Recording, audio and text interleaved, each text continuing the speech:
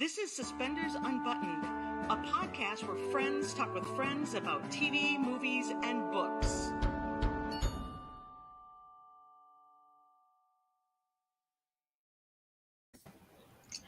Hi, everyone. Welcome to Suspenders Unbuttoned podcast. I'm Julie. And I'm Sarah. And we are excited to welcome authors Anna Gomez and Kristoffer Polaha to our podcast today. Welcome, everyone. Hey, everybody. Thanks for having us. Thank you for having us here. Nice to see you both. And your book, Where the Sun Rises, just released. Was it yesterday or the day before? Sometime this week. Tuesday the Okay. 11th. Yeah. It's been a long week for me here. So congratulations. Thank you. Thank you. Thank you. You're welcome. I'm going to fix my volume. I can't hear anything. Okay, you better. Go for it, Julie. I'll start. Okay, so you're this is your second book together, right? Correct. Okay. Yes. So it's called From Kona with Love. Series follows moments like this. So how soon after moments like this did you begin the writing process for this book? I don't remember exactly when, but I think, Chris, we were writing it right after moments. We had started. It's weird. We started moments like this. So Anna had begun moments like this when I entered into the project. And we started sort of spitballing what From Kona with Love as a series was going to look like and read like.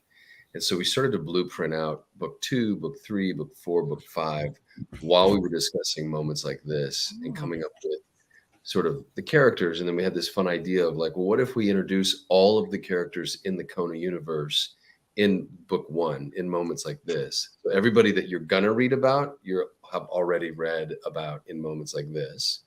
And so once we sort of made that decision, then I think the blueprint for books 2 and 3 and 5 came really fast. We were like, tick, tick, tick, tick, tick, tick, and this is what we'll do.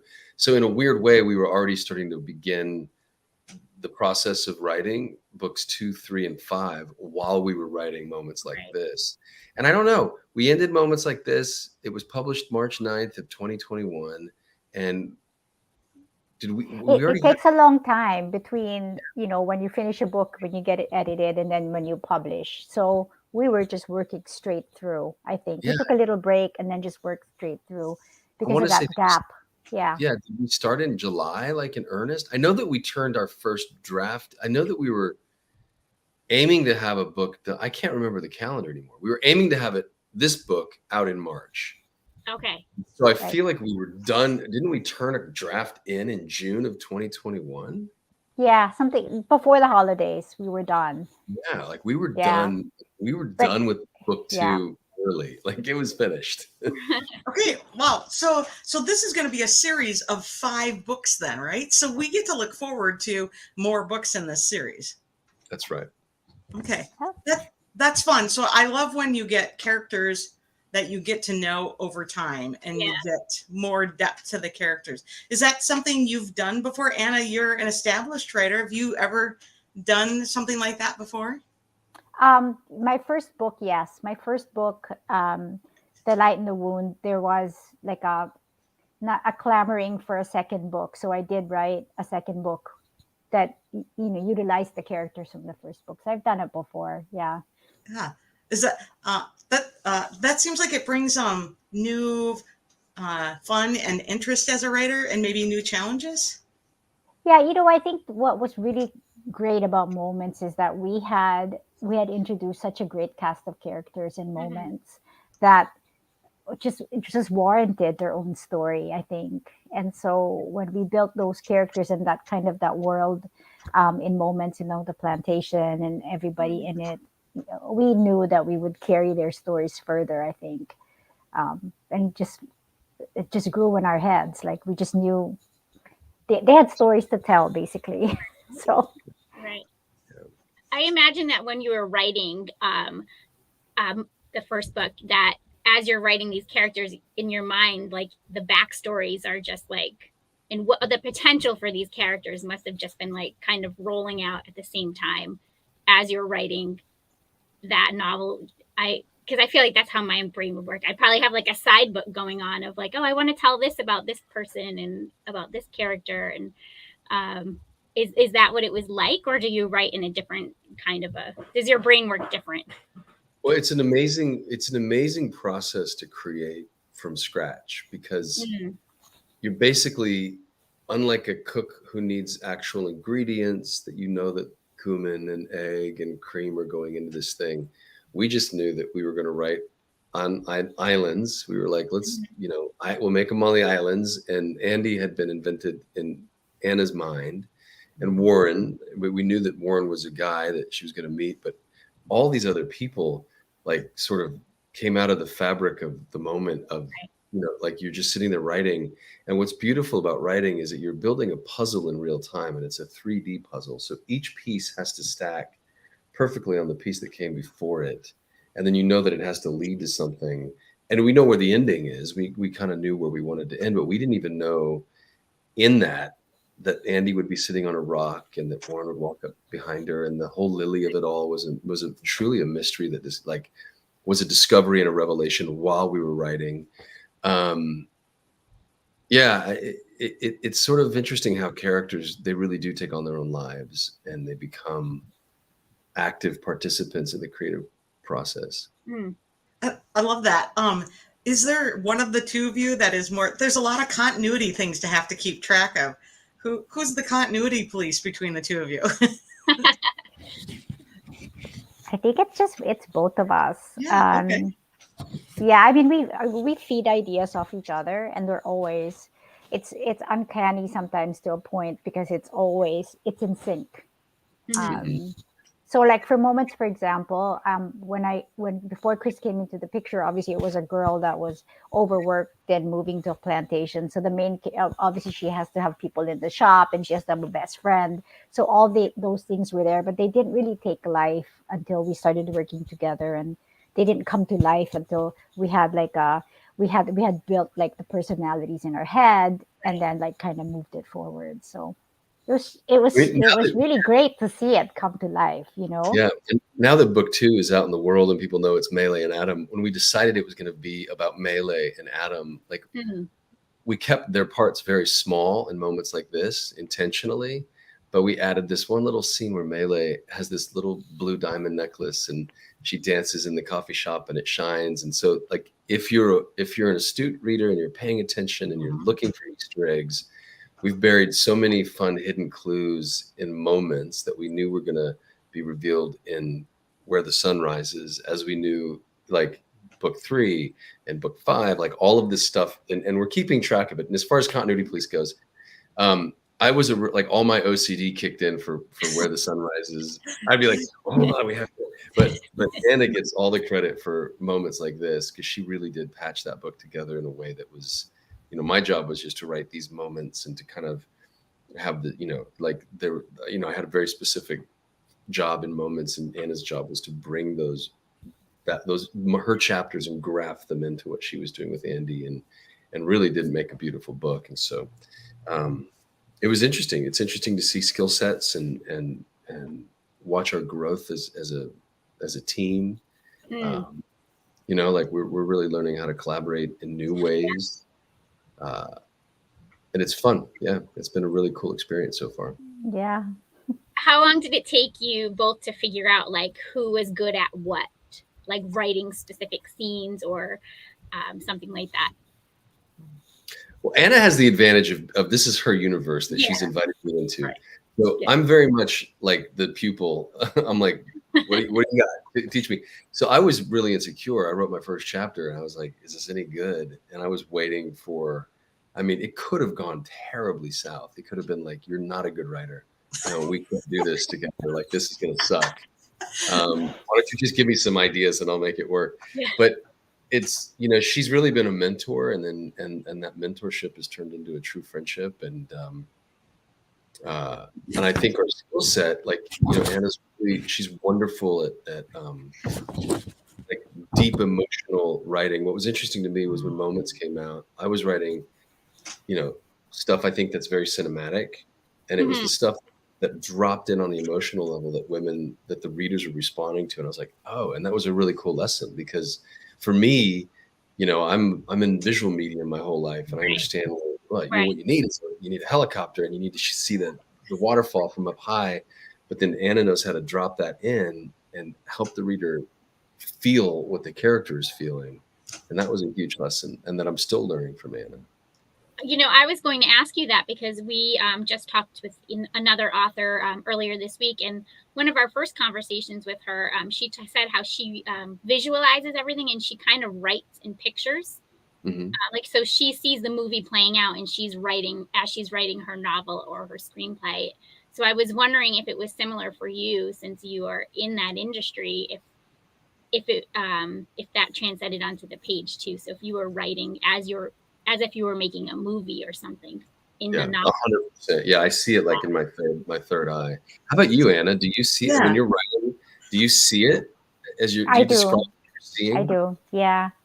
But I learned that from you too. I think for moments we knew we wanted it to translate more into the big screen or whatever screen, right? And so we were writing the moments towards to make sure that everything that we wrote was cinematic or picturesque and all that. And then it just, that's what I'm learning from Chris, I guess, too. I'm learning a lot from him too. He's not giving himself enough credit.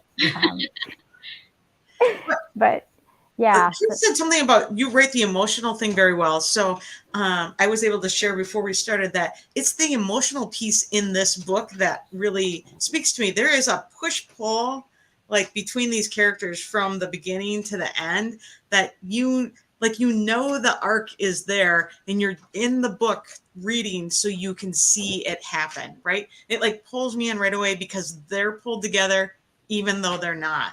Is that is that something you purposely have to think about while you're writing, or does that come naturally? I think that was a decision that we made very early on to keep them. They're both. I think Anna and I wanted to write a book that wasn't like your stereotypical romance where the cute meet happens, you know, all the quibbles. Then we wanted it to play out a little differently, and we wanted it to drop in. And what does love look like? There's different kinds of love, right? There's sensual love, which, you know, we might get into in another book. There's love that withstands the test of time, and then there's a love that like almost heals you in a way. Like you meet these people and they change your life, and you don't know why they just keep coming into your life, but they make you better. And I think Anna and I really wanted to dig deep in a relationship like that. Like, what does that look like when you meet somebody who is technically your soulmate, but what is that really? It's not about the physical, like raw. It's like, why do you keep showing up? And what am I supposed to learn? And all of those things. So that push pull was definitely built into the fabric of this story. Absolutely. I love it. I can't wait to start reading it, actually. You'll love it. Can you tell us a little bit more about the plot in general? I'm sorry, the what? Like the plot in general. What is the story about? Anna, you want to hit that one? You know, the plot is basically about Maylee and Adam finding their own way through trauma that they experienced in the past. And, you know, trauma comes in different ways. And so we tried to kind of show the difference between Maylee's trauma and Adam's trauma, which are totally, you know, one is physical, the other one is emotional. And it's a story about them coming together. It's very different. And I think what people are looking at the book, and Julie, you've read it, is we brought in kind of the juxtaposition between rich and poor and the economics of life and just family relationships and, you know, things that maybe are not as prevalent in the American culture than they are like in Asian culture or my culture. You know, there's still, in my culture, there always will be, and there still is the concept of class. You know, wanted to bring that in and talk about it a little bit. So yes, it's how they find each other through that. So it's a love story, but it's also a story about just forgiveness and redemption, and they're young, so you really witness growth. I think Chris and I wanted to write about young love and growth and just how life is, situations in life that bring you together and that tear you apart. And I guess that's my plot in like the mushiest way I can put it. I don't know. No, so I love that. A boy and a girl, and they meet and they fall in love, and Yeah, that's Chris' version. a lot of the book is two people meet and they want that. I appreciate Anna's thoughtful expanse of how that will go. I actually appreciate some of the class things going on too. We often in different environments see that class play out a little bit, whether it's in our culture or in our work environment or other places, who you should be with, who you shouldn't be with, but who you're meant to be with.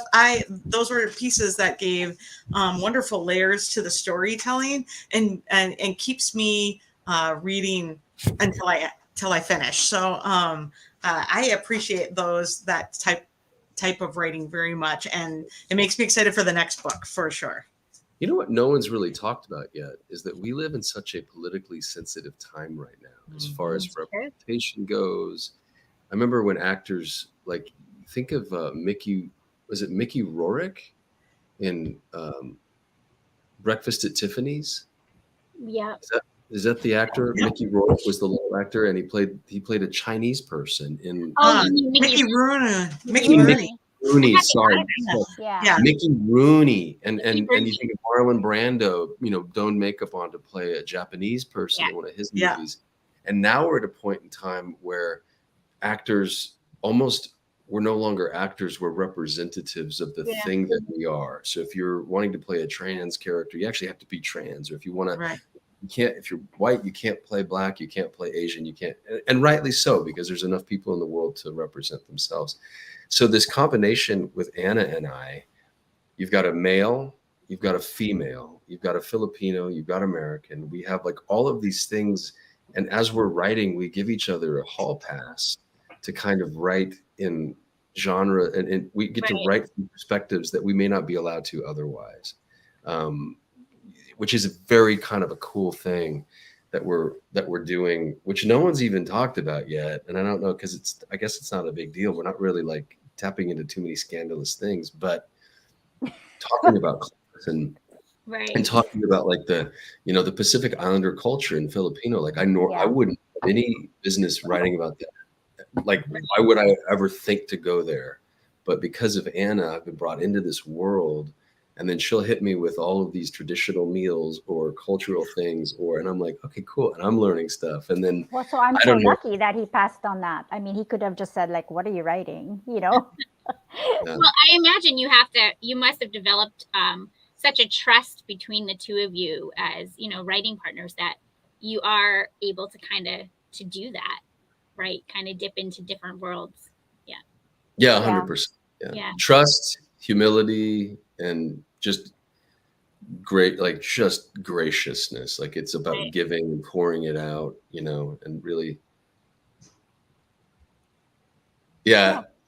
100%. Just thinking about sweet Anna, it's just that, you're like, even like when we hit the PR train, it's like this whole thing, and it's like, it's. I mean, I put myself in Anna's shoes every once in a while. Like, I've got a movie coming out, and then there's this book coming out, and there's all this shiny, like, I'm like a little shiny object, and Anna's sitting back going like, okay, do your thing, kid. And it's like, we have to, like, if there was any ego involved, or, like when somebody says, oh, my favorite part of the book, and it's something that Anna wrote, if I'm like, oh, like, you can't have any ego. You just have to be like, awesome. Like, all of these things are stacked, and one wouldn't happen without the other. And I think that Anna's confident because she is a baller in real life. Yeah. She's the CFO of this incredible company and has been a CFO of huge, advertising firms. Like, she's one of the top female executives in the world. Her story's incredible. She's written her own books. I've got my whole thing on, what I do, so that when we come together, there's no real need there's no competition. And so that trust comes out of the fact that, like, what else can I bring to the table for us? Like, what else do I have that can bring to the table for us? So that's interesting. Yeah, it's interesting you say that. It's coming out in the PR thing mostly. Like, I cheer him on, like, more power. And if I don't have to be in front of the camera or on the phone with a reporter, I am like so happy. Like, I tell him that all the time. Like, can you do this? Can you take this? And like, yeah. I am going to say I am very much enjoying speaking with you. I read about your background. I love that piece as someone who's coming out of a different setting but sees those things. But I also see those those detail pieces. I see it in the writing. You can see the things, the visual things, the emotional things, but the detail things, and you see both your backgrounds coming through in the writing.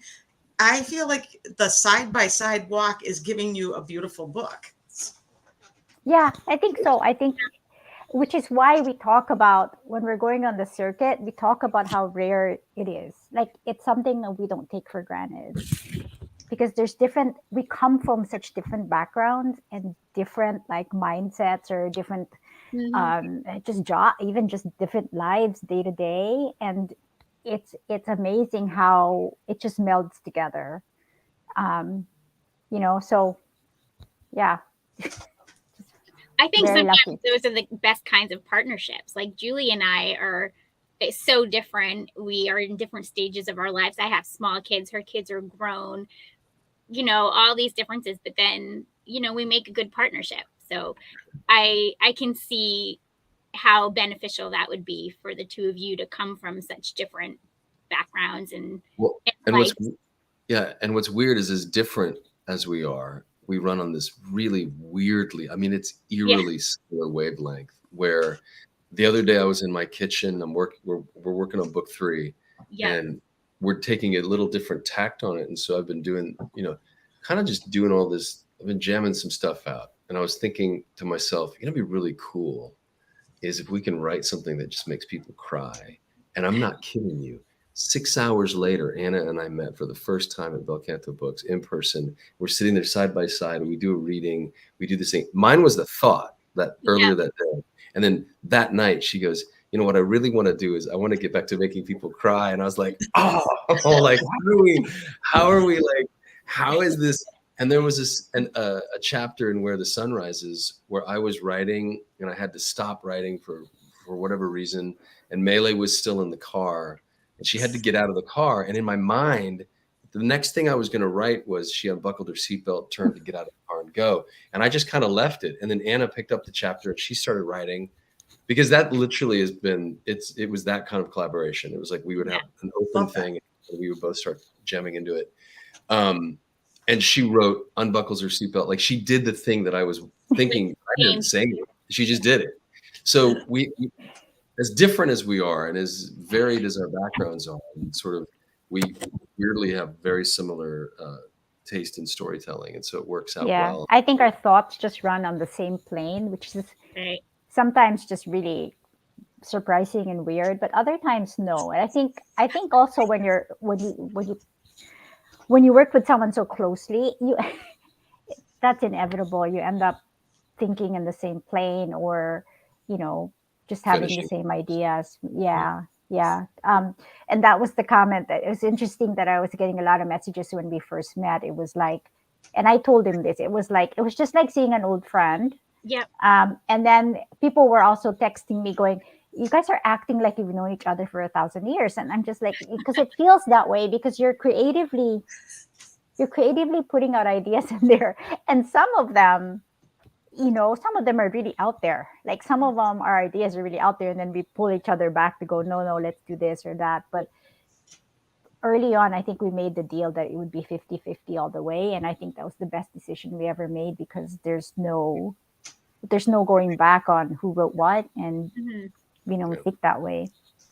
Okay. I love that when you met, it just felt like you had known each other for 1,000 years. So we have a very similar story. We have been running social media together and then started this podcast, and it had been an extended amount of time. We never met until this summer. And so we were both like, it didn't feel like the first time. We didn't even take a picture because we were like, oh, hey. Well, weirdly, it's like we've replaced person-to-person contact through Zoom. Like, officially, we have now, Julie and Sarah, we've met. Like, we've officially, I know your faces now, I know your voices. So real, like, alive in person. The thing, though, that was surprising was I could smell Anna's perfume the first night we met. I'm going to say this because you posted it. Your calves, girl. You got some banging calves. I would never have known that on Zoom because you don't ever see below the, And then eye contact. Like there's just it's those unspoken little things when you're sitting next to somebody and somebody else is talking. You could look at somebody and you exchange a quick little piece of information that's unspoken. Right. Those are the things you miss in real life. But otherwise, we met and it was it's weird to talk about because it either happens or it doesn't. And I mean, we all live in a world of it's like moderate expectations, moderate hope. You're like, maybe it happens, maybe it doesn't. And then when you meet somebody and it starts to click and the collaboration happens and it's a green light and it's a go, it's just such a joy. It's such a surprising because so many things, there's a lot of false hope, especially in the creative industry, like especially the arts, right? Like there are so many projects and everyone has great intentions and everybody wants things to happen, but like to make it happen is a very different thing than wanting it to happen. And it really does. We also missed the fact, sorry to interrupt, but that like I was meeting like a Hollywood actor, right? There's that.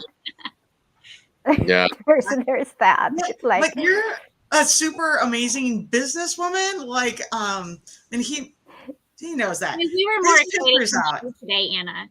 What? We were more excited to meet you today. Chris is like, what? No, but there's that added pressure, right? There's that added pressure of like, okay, and then all his fans are watching, and it's just like, and so right. No, we we always like also your dog's going see real life. We also like appreciate all the pieces that bring, whether it's a movie together or a book together, writing and your backgrounds that you bring to it. And so we appreciate that this is a balanced thing, and I see it in the writing. And not always do you start into a series and go, when's my next book, right? And now I close that one, and if the next book had been out, I would have opened the next one. So I think you will love that. I think you will love the third book, right? Okay, perfect. I think we should read one of these questions over here. Okay. Sheila has a great question over here. She said, did Anna have these characters and the 5-book series in mind before Chris became involved, or is that a change because of his involvement? I had the series and the 5-book idea. I had no idea what the books were going to be about. So that came when Chris joined. Okay, so a little mix of both of them. Okay, yeah. Mm-hmm. There's a couple others over here that say, what's going on with book 4? It sounds like the challenging child. Nobody says anything about book 4. Nobody mentions book 4, yeah. Book 4, I'll tell you what book 4 is. We are circling on who is our leading people. Mm-hmm. I think we know who they are. And we're circling on the time frame of that book. But we're leaving it intentionally open. Because what we want to do is when we look at book 4, we want to sit down, and I think it's going to be like, how Jack Kerouac wrote On the Road, where he was just like high and, taped a bunch of paper together and just like, I think the book is going to write itself within a matter of like 2 or 3 weeks. Yeah. And it's going to take place in the course of 2 or 3 nights, like, or one night or whatever the time frame is, but it's going to be and we do want to explore a different type of love with this book, and we want to push our own series forward. But each book is, I think, we're trying to push our own series forward. Like Moments Like This was very specifically escapist, intentionally frothy. It was intentionally light. During COVID, like people were stuck at home, and we wanted to take people to Hawaii, and we wanted to give them a vacation. Mm-hmm. We then made the decision to dig deeper with book 2, and we were like, if readers want light and frothy, they're going to bounce. But if they want a commitment and they want to dig in a little bit, they're going to really be rewarded for that effort. And we wanted to talk about a different kind of love. And I don't want to ruin anything for you, Sarah, specifically, or for other readers, but it really is an anti-romance novel when you read it. Like, you're going to read it and be like, wait a minute, I'm in a romance novel, but none of the things I'm expecting are happening, and why. And with 3, we know what that's all about, and we can't wait to bring that to market. So I think 4, it's not a troubled child at all. It's just the book that we don't want to meddle with. It's like this. it's like owning property, and we haven't even touched it yet. We're letting the grass grow. We're letting the tree. We're just going to go in and then we'll go in and we'll start to manicure it. We'll start to shape it up once we get in there. I love that. That's fun. I was going to ask you earlier if you know when the Audible will come out for Where the Sun Rises. Anna, do you have any idea about that? I think it's when you have time to do it. So I think we're working on that. Yeah, whenever. No, we're working on that. Probably January, and which means it'll get edited in February, which means it'll probably be available, I would assume, March or April at the latest. So you're narrating. Yeah. Why not? First book. I love that. That's fun. Yeah. It was surprisingly easy. Like, I just got a microphone and read the book, and I did it in a matter of, I think it was like 7 or 8 days. I mean, it was 10 days. I don't know how long. It didn't take me very long. Is all I know. I was going to ask you that too. No, it was quick. I think I was doing 10 chapters a day. So my goal was 10 chapters a day. Okay. I love that you're reading it because it's a book you know intimately, and you're going to read it differently than somebody who's just hired in to read it. So I'm gonna have to play that again once the Audible comes out. It's cool. I can't respond to the comments for some reason. It's not letting me. It's not letting you write. It's not letting you write. That's okay. Yeah. Angie, just answer them. Angie Lyman asked, "Have I always wanted to write?" And it's funny. It's like somebody who has a gift for singing, but they're embarrassed to sing in public, so they only do it in the shower. I was like a writer who wrote, like, I journaled. I did stuff in college. I wrote plays and stuff, but I never had the courage to call myself a writer. And so it wasn't until Anna came into my life and she said, "Here's the golden pen. Take it. I trust you with it," that I was like, all right. So now I can consider myself. With book 2, I've officially considered myself a writer. Totally. Maybe with but I want that golden pen back. You never got the golden pen. We're gonna pass it back and forth, pass it around. Yeah.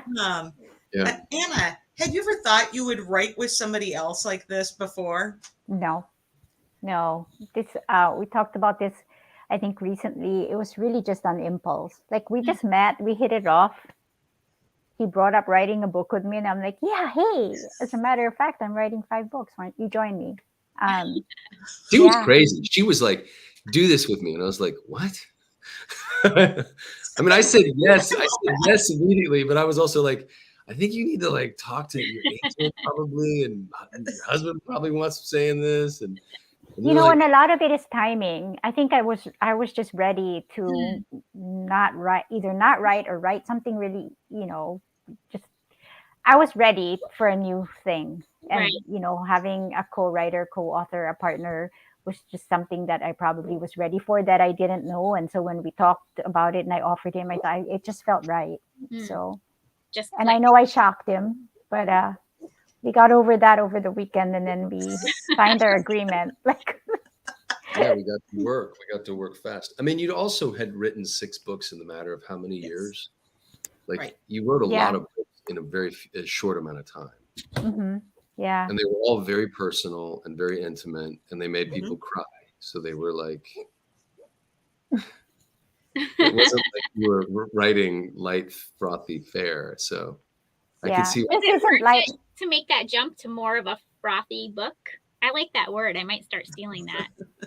At first I was doing it to mock. I mean, if you see how Appy never swore and she made fun of not swearing, that was my dig, because my other books, there's a lot of cursing, like just because like I work in advertising, that's a big thing there. So, but I work in healthcare. Anna's got a mouth like a sailor. She's like, I can hear this at work from my coworkers. So that was a dig, because I was like, because I got the kind of, there was a matrix that my agent gave me of Hallmark books, where like plaid, no swearing, all that. And so I started, like, that's how I crafted it. So it wasn't hard at all. It's actually a lot, you guys, if it's a lot less pressure on you when you write a book that's just very straightforward and clean and you know, focuses on plot. It's a lot character and plot together, character more. It's a lot less pressure. So I really enjoyed it. And then it's only half the work because you have a co-author, so it's like pretty great. Yeah, and you're going through it with somebody, so you're kicking back and forth, and Right. and Ken and I both are very competitive and we're very A-type personalities and driven people. And so if I knew she was writing, I was like, I gotta keep writing. So you get it done in the sense that, like, you know that there's this energy that's moving forward. Whereas when you're by yourself, who cares if you take 6 months off? Because there's nobody waiting for you. You know, it's like the stakes the stakes are very different when you bring another person into it. That's why when you share your dreams, what is that? Like vision casting. It's like when you share your dreams with somebody and you say, this is what we're going to accomplish as a company or as, you know, and it's like, I think Anna and I very much, we vision casted these books into existence in the sense that we drew up, like I said, those blueprints, and you know, we know what the story is that we want to tell, and now that we're in this thing together and we're seeing the fruits of our labor pay off in a nice way, we hit some lists, right? We ranked. Yeah, we're so pleasantly and genuinely surprised and very grateful. I love that. Do you find when one of you is maybe slowing down, another one jumps in, and that spurs your next idea too? You know, 2021 was really difficult for both of us. 2020 was so easy, and then 2021/2022, it's like he started filming again, and we were kind of out of you know lockdown, and our life was starting to get back to normal. There was a lot of pressure on family and stuff going on that we needed each other really to finish the book. Like when I didn't have time, he would just jump in and you know, and just do what he was doing. And then I would jump in. And again, because we're so competitive, it gave us like, God, he wrote like 3,000 words yesterday. I got to catch up. And so like, you know, we would just keep going back and forth. You've got to write 3001. Yeah. Yeah. So, I mean, I don't think it would have worked because our lives are just really different and crazy. Yeah. I think as 40 years you had last year, Anna, I'm having like 2021 was your year. Yeah. This year for me this is like even less, like, because I was still in the pocket as far as the writing was concerned last year. This year has been even more grueling on all those different levels where I just didn't expect it this year to be as hard as it's been. Yeah, and it's true. You're right. Yeah. And you know, like you don't expect, like you never really can predict, right? So like who would have thought I'd call you crying last year because I wanted to leave my job and start a new job. Like, and then life has just changed so much. When your real lives are like, you're struggling in them, is the writing an escape for you, or does it feel like another job sometimes? Either one of you can answer. Chris? I was reading Brenda the Quiet's question here. She's early dues. She's a mom behind a commenting. It's book 3, Make You Cry. What was your question, Sarah? I'm so sorry. No, that's okay. I was just saying when real life is, you know, crazy and hectic and hard, is the writing an escape for you from that, or does it often feel like another pressure? The writing became almost like the quintessential essence of all the things that my life was, and it was all condensed into this. Like Adam expresses so many things that Kristoffer wanted to express. Does that make sense? And Adam, like this idea of where Adam goes in his chapter, so Melee has a part and Adam has a part. And, you know, I had the gift of working during the pandemic, which A, was awesome to be working during a pandemic, and B, producers were paying me to go live in a hotel for 15 days by myself. So I had these moments of quarantine where I was just in absolute isolation, and it was just me and my computer. I mean, I think I hurt my back writing, like my lower back. I've never had back issues before, but 2 years like typing away at a computer has, yeah, like, I mean, like there's real things that take part. But to answer your question, it's both an escape, but it's also it's like the realization of everything, of your existence. It's all of it. Like, you take all of your experience, all of the energy, everything you want to say, everything you want to share, and you start to condense this narrative. And you're like, how do I say this to people? How do I communicate what it is? Like, Adam has this really sort of beautiful realization about treating people, or treating women specifically, like thous versus its. So he doesn't want to objectify women anymore because of Melee. And you can't just say that. So how do you show that? And then all of a sudden the story becomes this guy's journey of becoming a man, like a man that's worthy of somebody else's love, you know? Which I think is a really important story for men to read. And that's the other thing. Anna and I are writing these books as much for men as we are for women, which I think is an interesting, also sort of check mark for us as our collaboration goes, because you have Anna's extraordinarily feminine energy, and then you have my extraordinarily masculine energy, and you get to smash those two things together, and in all of the best ways when it comes to romance. So you get the sexuality, but you also get the emotionality, and you get all of the and the discord that happens between men and women, and the ways that you see things. And then Anna will be surprisingly masculine, and I'll be surprisingly feminine. We write for each other's characters sometimes. Yeah, we do. Julie, did you see that? Like, did you notice how, like, it just smoothly, it was written, like, just, you really can't tell who wrote what. So sometimes I would try, knowing like it was written by both of you. So I was trying to decide where you're alternating or who's writing things. I did appreciate that you would see like emotional pieces and then very structured pieces about them. But I am going to say, I also knew that from the business end of you, that I work with a lot of power women. And so I know that structure is there too, and that you can bring that kind of like, and so it made me like I wonder if Chris wrote this or Anna wrote this, or then it would be emotional. It's like, as a man who has worked in the Hallmark industry and brings us, romance TV, you are more in tune with some of those emotional things and those writing strides. So I played the game of who wrote what, but I'm going to tell you, I started questioning it more and more, especially like, it's like, you're clearly, as Chris said, Anna, you're very feminine and bring those very emotional pieces. And Chris, you're like kind of a guy's guy.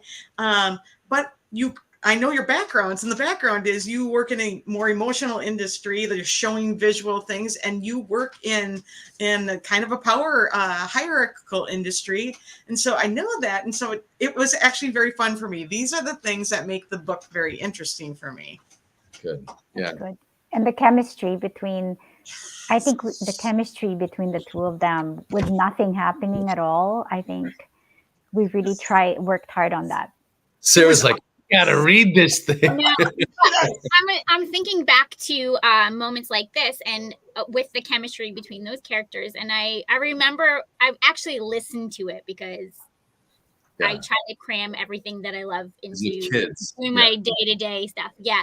So I was listening to it, and I remember appreciating how the chemistry and the romance was there, but it wasn't like I was reading some of the romance novels that I've read, but it wasn't like watching a Hallmark movie. Like, you really walked that line where you gave us more than we get watching these movie of the weeks, but not as raunchy as Harlequin. Right.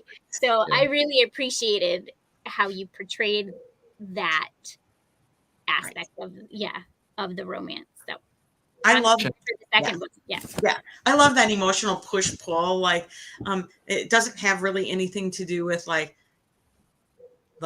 dates. Or plans. It has more to do with you have to be there, or you're getting pulled together under certain circumstances, or you just show up and somebody's like, I'm going to be there. Hello. And I don't know why I'm there. Right. One of the things I love about writing is when you're on set, you're hyper aware of your environment.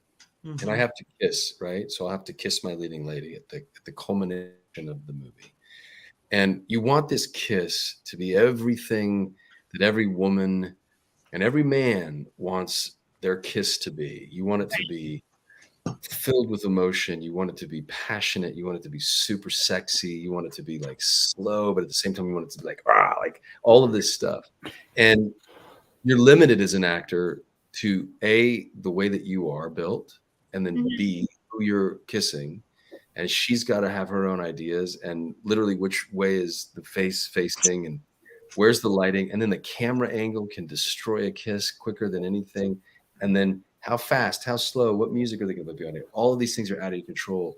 But when you're writing a book, wait, do they do the music while you're doing that, or do they put the music after?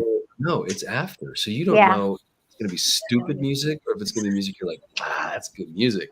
You don't know. Like, you don't know how far away. Like, they'll do one where the lens is super close, but it could be the camera's close, but the lens, warps it or bubbles it, or the camera could be all the way across the room, but they put a lens on it that brings you in. Like, so you don't know how intimate the shot is. There's so many components that are out of your control.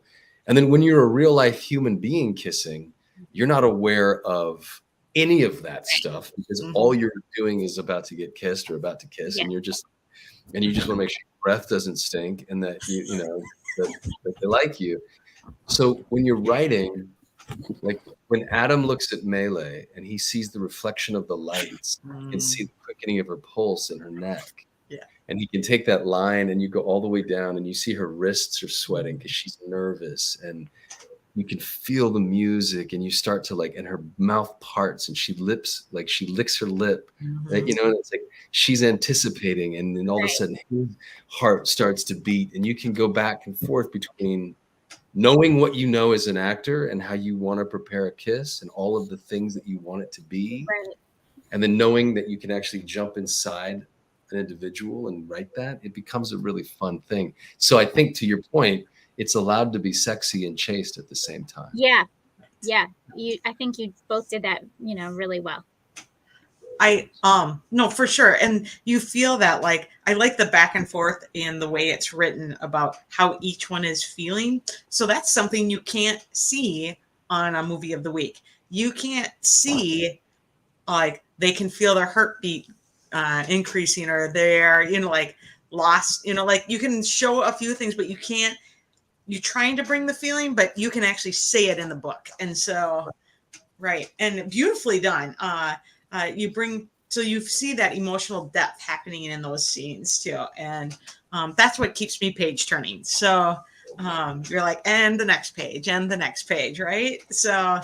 And Anna's a genius. She was like, we're going to make them nice, pithy, short chapters, which is so smart because you get through a chapter in 2 or 3 pages and you feel like you've accomplished something, and then you keep go. You're like, it's like eating candy. You're like, oh, I can do another chapter. Yeah. Okay, I was just going to ask about that. I'm like, these chapters are super short. They work really well with my life, which is very interrupted.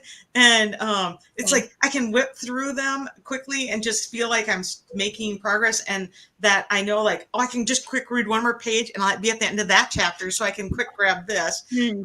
I love that beat. There's almost a beat to the book, right? It has a rhythm to it. And you can feel it as you're reading through the chapters, right? So is there a plan for this to ever be a movie? Yes, we actually I'll have the producer answer. Yeah, we have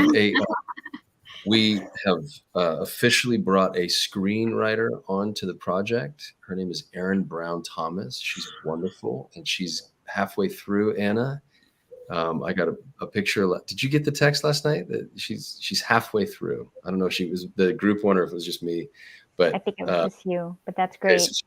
Yeah, she's halfway through the script, and we've got an outline that we love for moments like this. We've got another producer named Michael Goldstein, who's Basset Hound Productions, who brought the world Pearl in Paradise. People might know. Oh, yeah, yep, yeah.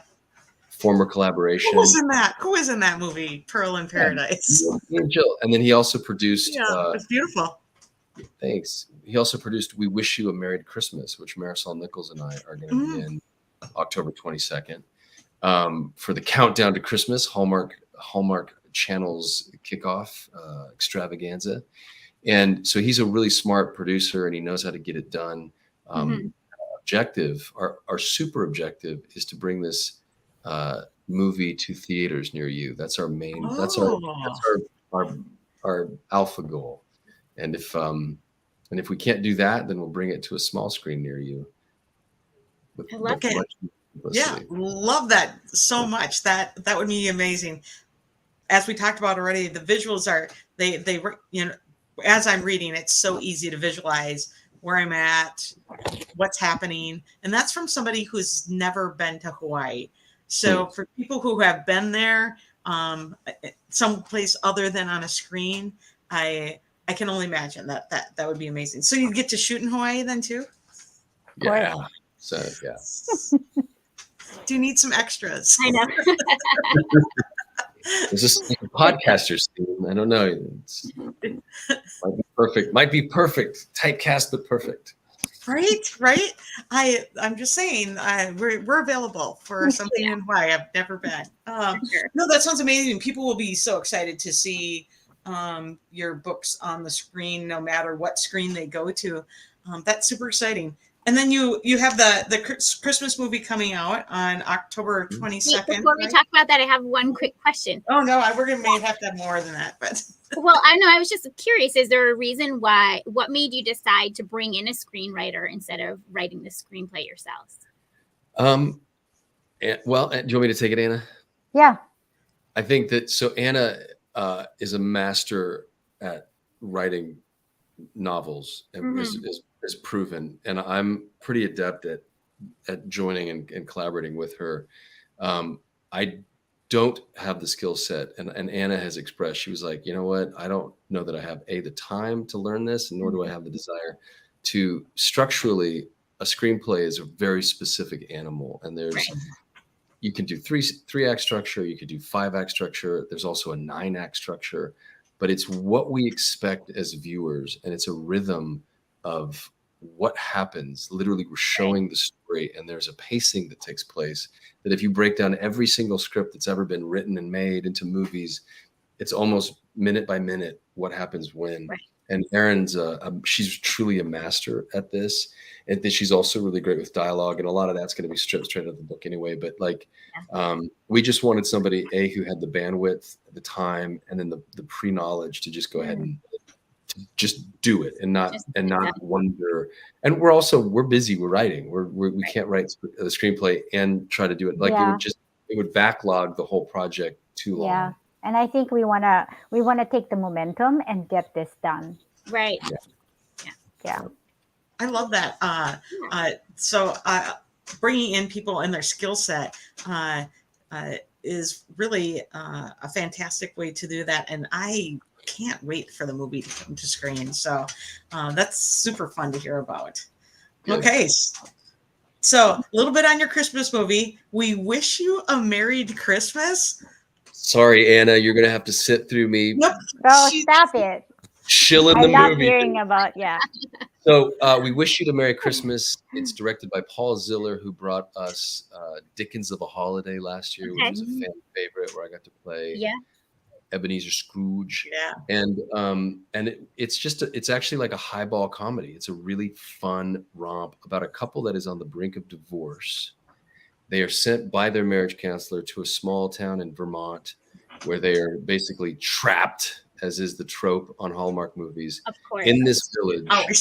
And through pie contests and hot chocolate and alpacas and walks through the winter wonderland, they will hopefully by the end of the movie realize why they loved each other in the first place. And along the way, we're going to make you laugh, and hopefully we'll make you cry. And it is an honor to be launching Hallmark's Christmas Countdown to Christmas. To be their big debut weekend is it's a pride of place, and so it's fun to be a part of that. And yeah, hopefully everybody tunes in live because ratings still matter. Mm-hmm. So don't just record it and watch a week later. Watch it on October 22nd with your family. With some hot chocolate and some candy cane popcorn, and start your holiday tradition early. Hallmark has a clip from the movie up on their website, so you can see the clip. It's hilarious. And Marisol's character takes a look at you and goes, "You have giant lights around your neck." And she looks at you and goes, "Can you do something about this?" And I was like, okay, I'm all in. I like a little dark humor and a little sass. And so here's what I've never done before. I'm always, for 21 years, I've always played like the very like sort of handsome, mysterious, I'm trying to like, and I just decided that this guy was going to be 100% committed. And he's a little bit like, who's the guy who plays the elf? He's famous. He's the big guy. Ferrell. Will Ferrell. Will Ferrell. Yep. Like, and Adam said, like how they yell, like they're just like, come on. Like right? my guy's a little unhinged. And so as an actor, if you've watched like my entire body of work, you're going to see me do something you haven't seen me do yet, which was a lot of fun to just kind of, to kind of go for. And especially with these movies, right? Like you said, you're always kind of the same. Yeah. You're always playing sort of like in this world of like similarity. And I'm really excited to see a movie about a married couple. I've been married forever, and I don't know, we're always watching movies about people falling in love and maybe getting married. So it'll be fun to watch. Yeah, it makes you kind of think like, well, oh man, maybe I should. Yeah. No, this is about like being with the one you're with and loving the one you're with. Yeah. Sing the song. And it falls on December 22nd, which I'll be in Reno, Nevada. So I'll be in my hometown of Reno, Nevada, because I'm actually taking part in this really special day-long festival. It's called the Lucky Few Fall Festival.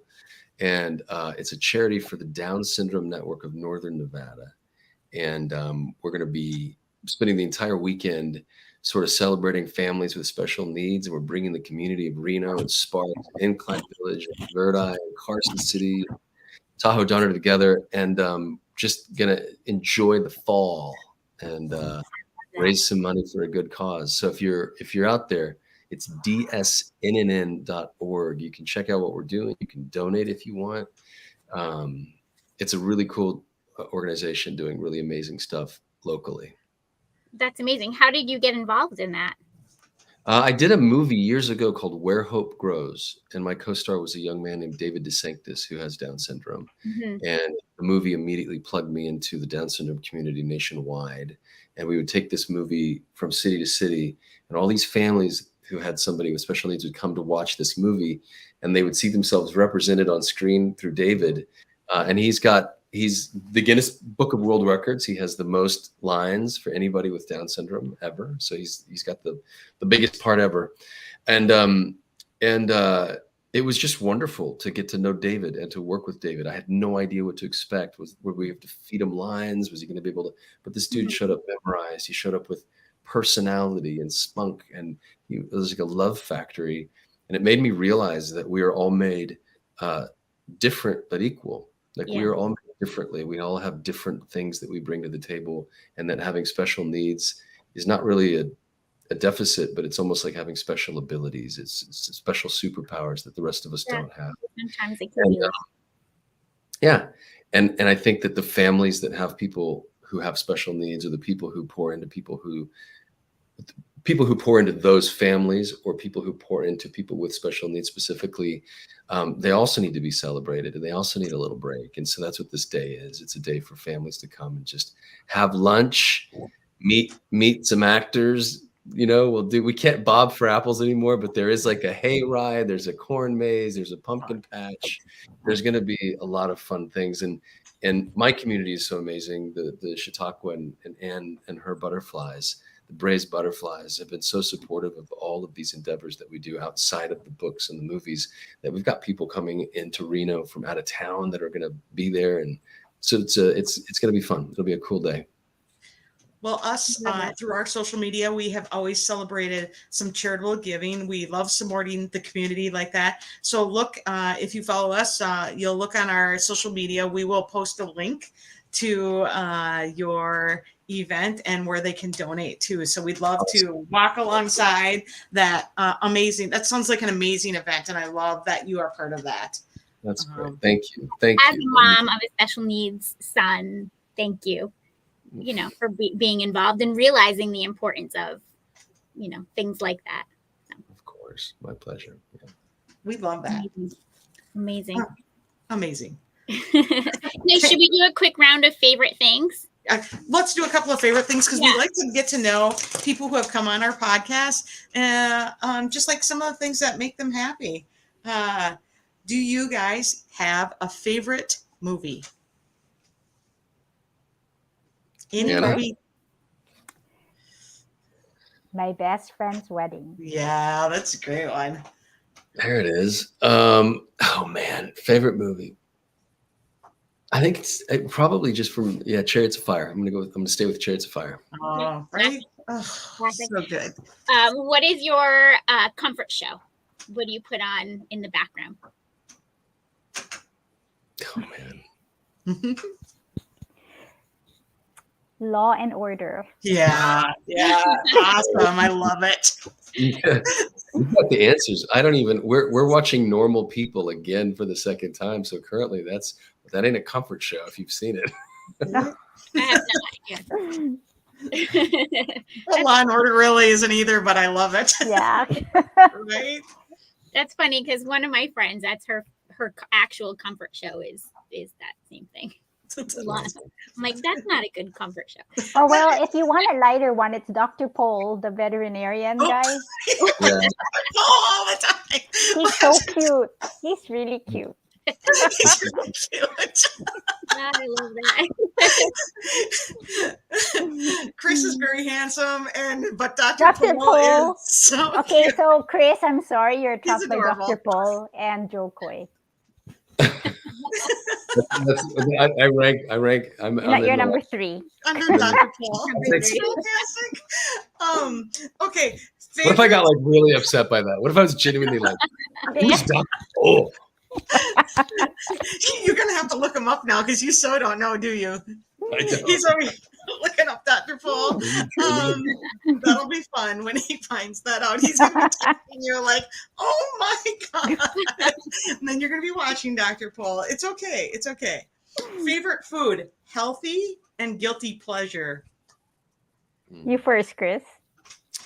My favorite food is, probably. I mean, the thing that's coming to mind is the salad that my dad makes, and it's got this tangy vinaigrette, and it's blue cheese and capers, and and he makes the dressing fresh, and I just can eat all of it all the time for days on end. And they were just here, and we had it every day. That's probably my health one. And then the guilty pleasure, I'm like a Good and Plenty guy. You know, the little purple and white candies with black licorice. Yeah. That's black licorice. It tastes like chalk to me.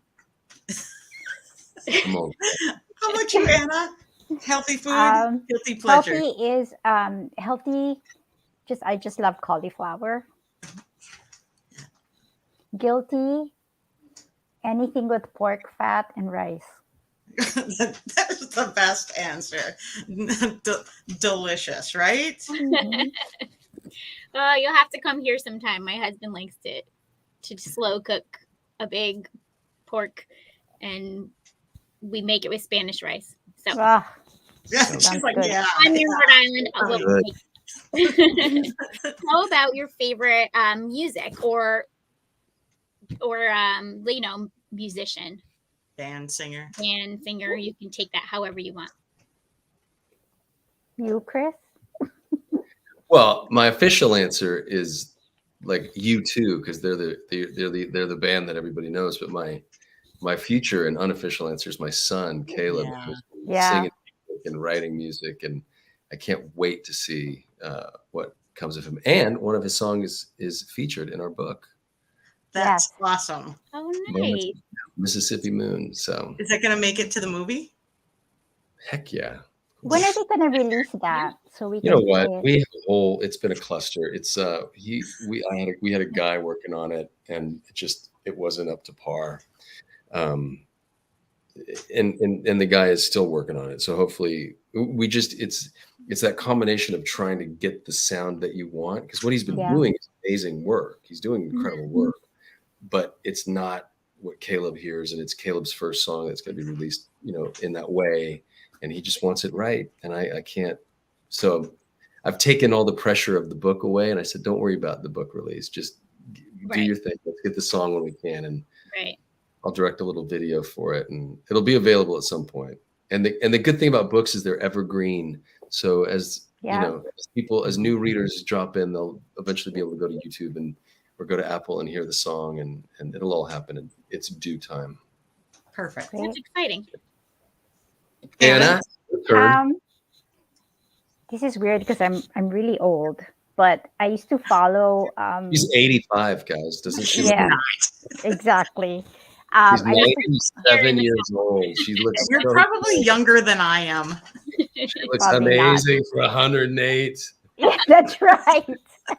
But I used to follow Imagine Dragons. I used to watch them all over the world. I used to follow them. Yeah. Oh my gosh, Imagine Dragons, fantastic. And we actually have had Josh Schultz on our podcast, who was the photographer that shot Imagine Dragons for the Rolling Stones shoot. So it's cool. Right. Yeah. So that's an outstanding Imagine Dragons. We use them to post in social media all the time. That's a great answer. I've seen them everywhere. So I used to make an excuse. I was there for work, but I really was there for Imagine Dragons. In London and Paris and Germany. Bill's gonna watch this and be like, "Wait a minute." No, he went with me to the Chicago. He went with me to the Chicago one. And be like, "Oh, wait a minute." I need to go wherever Imagine Dragons is next. Wonderful. Well, I think that's good. Yeah. Thank you so much for joining us. The book is available everywhere now, right? Yes. Yeah. So you can get it at a great bookstore, find your local bookstore, right? Support your brick and mortar bookstore. We love the brick and mortar bookstores. If they tell you that it's sold out, there's a new shipment that's on its way and will be in stores within the week. Okay. So it's good stuff. These are good. What do they call them? High class problems when you're in the lit world. Yeah. Right. Yeah. High class problems that your book is sold out. Yeah.